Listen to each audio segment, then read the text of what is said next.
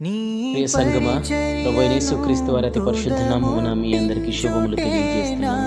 కొన్నిసార్లు కొన్ని సందర్భాల్లో నా నుంచి ఇది ఎందుకు దూరమైంది, నా నుంచి అసలు ఎందుకు ఇది నాకు దగ్గరికి రావట్లేదు, నేను ఎందుకు ఇంత బాధపడుతున్నాను అనుకుంటున్న మీకు నేను ఈరోజు ఒక మంచి శుభవార్త తీసుకొని వచ్చాను. దేవుని నామమున నాకెంతో ఇష్టమైన పాస్టర్ అన్న నన్ను వదిలేసి కెనడా వెళ్ళిపోయినప్పుడు నేను ఇంటికి వచ్చి బాధపడుతూ ఏడుస్తూ దేవుని దగ్గర నేను మొరపెట్టుకుంటే అప్పుడు దేవుడు నాకు ఈ పాఠం తెలియజేశాడు. ఏమని?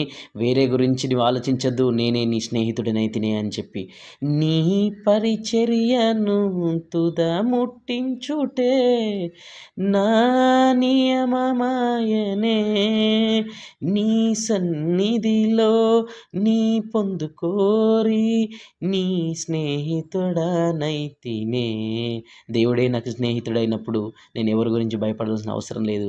దేవుడు నాకు ఒకటి తెలియజేస్తాడేమని, నా పరిచర్యను తుదిముట్టించు అని. ఆయనే మనకు స్నేహితుడైన తర్వాత మనకు భయమే